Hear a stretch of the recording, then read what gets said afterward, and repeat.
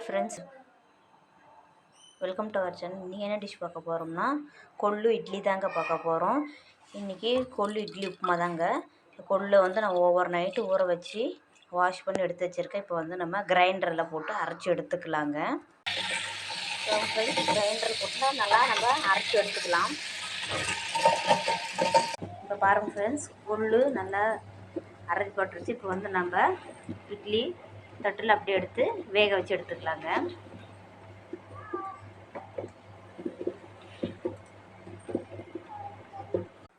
இப்போ பாருங்கள் ஃப்ரெண்ட்ஸ், இட்லி நல்லா வெந்துருச்சு, உதுத்து எடுத்து வச்சுருக்குறோம். இட்லியை நல்லா உதுத்து எடுத்து வச்சுட்டோங்க. இப்போ கடாயில் எண்ணெய் நல்லா ஹீட் ஆகிடுச்சு. இப்போ நம்ம கடுகு உளுந்து ஆட் பண்ணிக்கலாம்.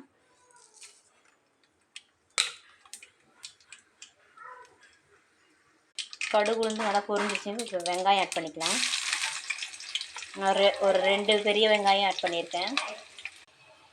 கருவேப்பிலை ஆட் பண்ணிக்கலாங்க.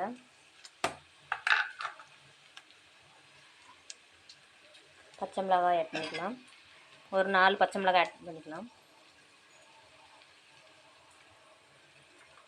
இஞ்சி துருவி வச்சுருக்குறேங்க, அதை ஆட் பண்ணிக்கலாங்க.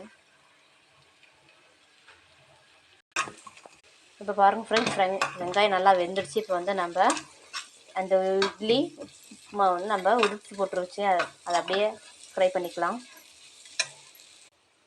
நல்லா நம்ம ஃப்ரை பண்ணிக்கலாங்க.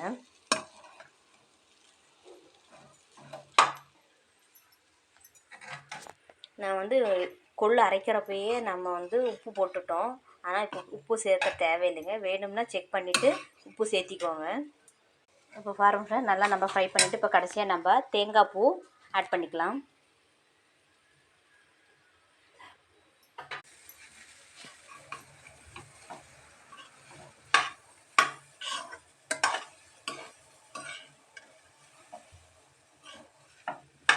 கடைசியாக நம்ம வாசனைக்கு மல்லித்தலை ஆட் பண்ணிக்கலாங்க. வேறொரு பவுலுக்கு மாற்றிட்டு உங்களுக்கு நான் காட்டுறேன். பாருங்கள் ஃப்ரெண்ட்ஸ், சுவையான கொள்ளு இட்லி உப்புமா தயாராகிடுச்சு. நீங்களும் செஞ்சு கொடுங்க குழந்தைங்களுக்கு, பெரியவங்களுக்கும் ரொம்ப நல்லது. Health breakfast. வெயிட் லாஸ் செய்கிறவங்க இந்த மாதிரி தினமும் கொஞ்சம் ஹெல்த்தியாக சாப்பிட இந்த உப்புமா செஞ்சு பார்த்துட்டு எப்படின்னு கமெண்ட்ஸ் பண்ணுங்கள்.